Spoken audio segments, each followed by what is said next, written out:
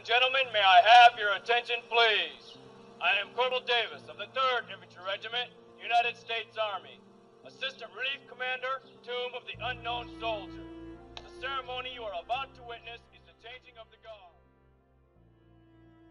Hello and welcome to the second episode of the Society's ongoing efforts to capture the unique histories of the Sentinels who stand the watch at the Tomb of the Unknown Soldier in Arlington National Cemetery. I'm Gavin McElvenna, your host, as well as the president of the Society, and I'm also the Centennial Committee chairman. The Centennial Committee is working with the Society historian to capture these memories and preserve them for future generations. As a reminder, the centennial anniversary of the burial of the World War I unknown soldier is approaching on 11 November 2021, and as we get closer to that date, you can certainly expect more of these interviews to be aired. For those of you that are tuning in for the first time, I want to thank you and welcome you to the program. And for those of you that are returning, thank you once again for taking the time to listen.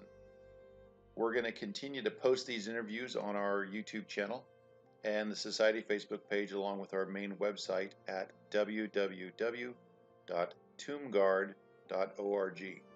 So once again, I'm asking you to take a moment to visit us on all of our social media platforms, including Facebook, and let us know how we're doing and make suggestions for future episodes. As an admin note of correction from the first episode with Jim Cardamon, who had served down at both Post 1 and the Tomb of the Unknown Soldier, I had mentioned that Jim was the first relief commander when in fact he was a Sentinel and then the assistant relief commander for First Relief. So I've done my corrective training of 21 push-ups, Jim, and I want to thank you for keeping the record straight. We're going to continue with our talk about Post 1. Now, Post 1 was a special assignment within the Interior Guard Post at Fort Myer, Virginia. The sentry on Post 1 was to provide security for the quarters and occupants of Quarters Number 1. And members of the Honor Guard Company of the 3rd United States Infantry Regiment, who's more commonly known as the Old Guard, were the ones that were assigned to this unique post. Now, we had a question come in after the first episode of who exactly was in residence at Quarter Number 1, and after a little research, I found that it can be confusing. So, Quarters Number 1 is the residence for the Army Chief of Staff, but many of these general officers were promoted to chairman of the Joint Chiefs of Staff while they were residing there. During Jim Cardamon's time at Post 1, which was in 1957, the Army Chief of Staff was General Maxwell Taylor, who had commanded the 101st Airborne Division during World War II. General Taylor would later retire from the Army in about 1959 and then be recalled to active service to serve as the chairman of the Joint Chiefs of Staff in 1962. Now, after General Taylor, the next Army Chief of Staff was General Lyman Lemitzer in 1959. But he was then promoted to Joint Chiefs of Staff in October of 1960. Now, he did not move upon his promotion to the chairman of the Joint Chiefs of Staff, which is where some of that confusion comes into play. So many of the guys that we talk to about their time at Post 1 will refer to the resident as either Chief of Staff, referring to the Army Chief of Staff, or to the chairman, referring to the chairman of the Joint Chiefs of Staff. Regardless of what duty billet they held, the Sentinels guarded whoever was in residence at Quarters Number 1. We hope in the future to have the Old Guard historian on to help clear this up. Post Number 1 was maintained from around 1958 through late 1961, when it was dissolved due to budget restraints. We're having a difficult time finding the actual start date of Post Number 1, but we hope with your help and the help of other Old Guardsmen within the regiment, we can maybe finalize and lock down this date. Those soldiers in Honor Guard Company that were assigned to Post 1 were then assimilated back into the main company in late 1961 or were reassigned throughout the regiment.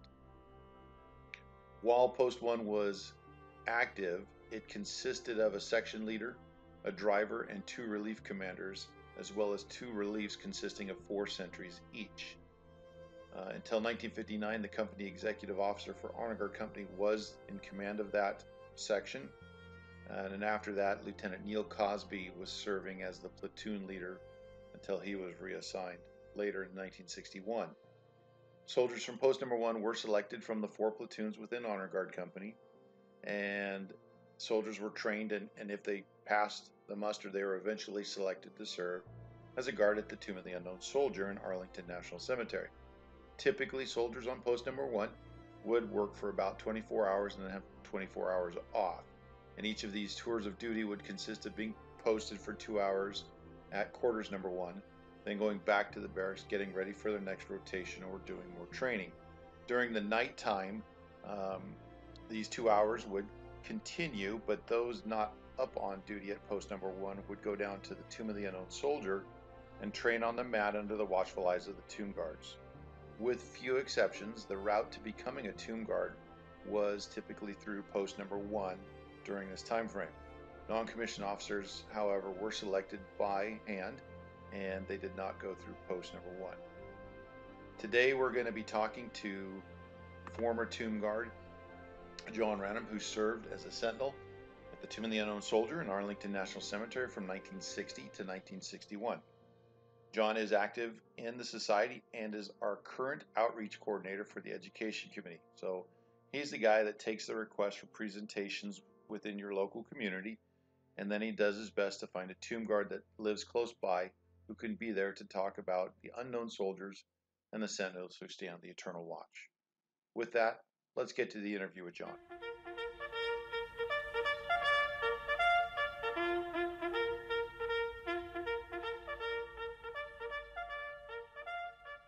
All right, welcome back to this episode where today's guest is former tomb guard John Ranum, who guarded the Tomb of the Unknown Soldier in Arlington National Cemetery. He was a member of the Old Guard and was at Post 1 when assigned to the Old Guard. I'd like to welcome John to the program. Welcome, John. Thank you, sir. Good to be here. Well, it's good to hear your voice again. I know it's been a while since we've last sat down and talked. I think the reunion was probably it. So do me a favor, if you could just kind of introduce yourself to our audience. Okay, I'm John Ranum. I'm originally from Starbuck, Minnesota, a small town in west central Minnesota, but I now live in Great Falls, Montana, where I have been retired for a number of years. And when did you enlist in the Army, and where'd you go to basic? I kind of got a kick out of that enlistment. I got drafted. I didn't enlist. So I got drafted in 1959. I went in 10th of August, 1959. And was in for 2 years. And for 2 years, and was that whole time spent at Fort Myer? Well, I took my basic training at Fort Riley, Kansas, and my second aid in the artillery at Fort Sill, Oklahoma. And then after being trained in the artillery, I went to an infantry outfit, the Fort Myer, the Old Guard, and I arrived there on the 19th of December, 1959. How did you go from an artillery training, advanced training, to being selected for the Old Guard? How'd that work? I wish I knew how it worked. I had no idea. I did not request going to Fort Myer. I didn't know a thing about it. You know, when I was told I was going to Fort Myer, I said, "What's there?" And the sergeant who was passing out the order said, "I don't know. It's guarding the Tomb of the Unknown Soldier and a bunch of stuff like that." But that still didn't mean a lot to me because I didn't think that was something I would ever do. But hey, somehow I had been told that you had to go through advanced infantry training to ever get to that outfit. But I was different, I guess. Apparently. So did a recruiter come down at all during your basic or AIT? No, sir. No. So you just got orders by needs of the Army, and they sent you to Fort Myer. Right. What company were you assigned to when you got to the Old Guard? I was assigned to Honor Guard Company, which is, I think now it's maybe Company E or something like that, but it was what's called the Honor Guard Company, and the tomb guards in Post 1 were there. I didn't have any idea that was part of it, but I was assigned to the rifle squad. It's called 3rd Platoon Firing Squad. I'm assuming that you went through some sort of train up within the regiment to get you to standards. Right. Yes. I think of, I went in the Army and in basic training, I learned how to shine shoes and polish brass. And then when I got to Fort Myer, then I learned how to shine shoes and polish brass. Well, I guess with you coming in as a artilleryman, not an infantryman, how did that work administratively? Was there issues there? No, not at all. I mean, I had my basic training. It wasn't with infantry, so I didn't have any problem with. Okay. All right. So when you were assigned to the rifle platoon, when did you originally learn about Post One? Oh boy, I didn't even know that Post One and the Tomb Guards were in the same building I was in for quite some time. And I think it came about. Well, I first learned about Post One when I was told to report to company commander, and had no idea what about. So I went to the company commander, and there was a company commander and a lieutenant, and they asked some questions about basic training and so on, and then they said, "We'd like to know if you'd like to try out for be a tomb guard." You know what I did? What? I turned them down. Really? Why? Well, I had seen one guard change by this time, and I looked at that, and I thought that's not something this guy would ever do. So I was going to be content to be where I was, Okay. and so I said, well, they said it was strictly voluntary, and when I said no, I didn't think I'd do it. So they said, okay, go back to what you're doing. Okay. So how did you get to Post One if you'd turned it down? Well, some time went by, and here enough, for some reason, I got sent to the company commander again, and they talked about something that had happened that I was supposed to do, and they thought I hadn't done it, but I had, and I have good evidence that I did. In fact, I was going to go to a camera class, and I went to a camera class one day, and lo and behold, there were two camera classes going on, but I went to the wrong one, and nobody told me different. So we got that straightened out, and then they said, well, the real reason we got you in here is to ask if you wanted to try out to be a tomb guard. And this time you said yes? I did. I knew a little more about it by that time, and I thought, boy, if you get a chance like this, you better not say no twice. Okay. So what had changed your mind between the first time the company commander asked you? Well, I found out finally that they were in the same building, and learned more about it, and got to know who some of the guys were. Some time had gone by, and they got see these guys around, and found out they were tomb guards, and I thought this is a pretty unique thing, and if I got a chance, I better go for it. So I did. Okay. So did they assign you directly to the tomb or send you up to Post One?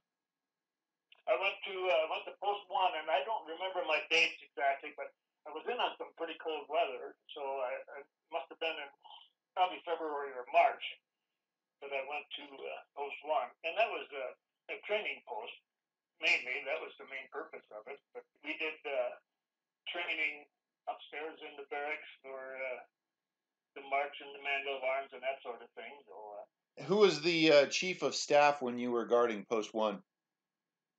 yeah, Post One was guarding the chairman of the Joint Chiefs of Staff, and his name was Lyman Lemnitzer. He was an Army guy, of course. And how long were you at Post One? Well, like I say, I don't remember my exact date of starting at Post One, but I was there until the 26th of May in 1960 when I started it. Okay. So during Post One, you did day and night changes. Right. Okay. And Post One, and so we had two reliefs, 4 on a relief, and we'd be 2 on and 6 off, if I recall. So 2 hours on a post, and then 6 hours back in the barracks. Yeah, right. And that was all day, or was that night hours as well? Night hours as well. Yeah. So what'd you do for the 2 hours when you were on daytime shift? Well, there was a path that went up the street a little ways, and I think there were either 2 or 3 houses, and there was a loop we'd make around the back of those houses, one of them being the chairman of the Joint Chiefs of Staff, of course. And our little guard post was right across the street from his house, so we were basically almost right in front of his house. And we didn't have a set time, as I recall, that X number of seconds or whatever. But just make that loop every once in a while and be there. when the corporal or the sergeant of the guard came out to change you during the daytime, was there any type of formal ceremony? Nothing at all like they wanted at the tomb. No, it was pretty relaxed. Okay. What uniform were you wearing? We were, and I was looking for the picture that I had. We wore the TWs, tropical worsted. Okay. Uniform. So that's the tan one. Right. How warm is that in the wintertime? Not real great, but not terrible. But we had a pretty good overcoat. It seemed like that. Maybe we wore greens. I think we wore greens at night. Okay. Have a good coat there. So that was better. We had a better coat at night. And were you carrying the M1 Grand at that time? Right. And were you armed with ammunition? No. And you said that you were guarding the chairman. Did you have any interaction with him at all during your guard shifts? I never did. Now, some of the guys said that once in a while they would see him or he'd come out and chat or whatever, but I never did. Okay. And I think I asked this of Jim the other day, but during your shift, did you ever have to challenge any visitors to his residence? No, I did not. Okay. And do you remember any of the names of the guys that you were serving with there at Post 1? Yes, I do. There was Jim Palmer, for one. He's from California. Warren Reeder, and Dave Goodwin, both of them deceased now. Warren was from California also, and Dave Goodwin lived originally from Massachusetts, then lived in Oregon. And Jim Costello, and let's see, there are a few others, and most of them made it to the tomb. There were a couple of guys I remember that were on Post 1, and I don't think they ever did, at least not when I was there, make it to the tomb. So that was the ultimate goal, was eventually, if you were on Post 1, you would be trained and then selected to serve down at the tomb. But like I was speaking with Jim the other day, he mentioned that there were definitely some guys that never made it off of Post 1, and they just either stayed there or they went back to the individual company. Right. What was the most memorable moment while you were serving there at Post 1? I don't have, unlike the tomb, I don't have any real memorable things. There's nothing exciting or, sometimes it'd be kind of hot or kind of cold, but it was kind of compared to the tomb, kind of a little more of a sedate thing, I guess I'd say. Did you ever have the officer of the day come down and visit you? Yeah. How were they? Were they decent to you? Yeah, they were. Yeah. Jim mentioned that there were 14 special orders and 11 general orders at the time. How hard was it to memorize all of those? I saw his email that he had those 14 points, and I don't remember them at all. I guess I'd like to ask him for a copy of them. Okay, not a problem. I think the main thing about Post 1, it was a training post for the tomb, and like I said, I learned how to shine shoes and polish brass at basic training, and then after I got especially Post 1, and then I really learned how to shine shoes and polish brass. Do you remember the name of the lieutenant that was the platoon leader for Post 1? Same one that we had at the tomb, yeah. That was Neil Cosby. He was the one who chose me to try out, and he was my platoon leader. You had served with Fred Moore, who was the first African American tomb guard. Yes. Did he ever do Post 1, or was he selected directly to the tomb? Do you remember? I'm quite sure he did Post 1, but not for very long. Okay. I had gone to the tomb before he started there, but he was in the company. Anything else that you remember or want to share about your time serving at Post 1? I think we pretty well covered it, Kevin. Well, then we are good to go. I want to thank you, John, for spending some time talking about a very unique assignment within the regiment, one that even the regimental historian really doesn't have a lot of information on, other than people from Honor Guard Company were assigned there. That's so we're able to capture these audio histories and present them also to the regiment historian so that they can capture that history and educate the the regiment on a lot of different things. So I appreciate you taking the time today, John. Hey, no problem. All right. And I will talk to you later. Okay, good enough. All right. Thanks, John.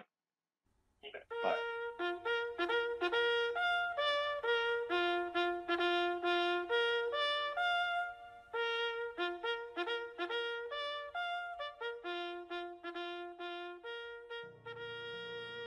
Well, thank you for listening to our interview with John Ranum about his time at Post 1 on Fort Myer, Virginia. And thanks to John for taking the time not only to talk to us, but to provide us some photos that were taken during his time.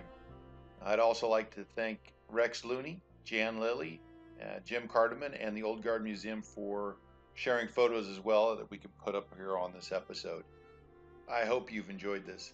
And we'll tune in to our next episode as we continue to explore what it was like to stand guard at post number 1 in the late 1950s and early 1960s.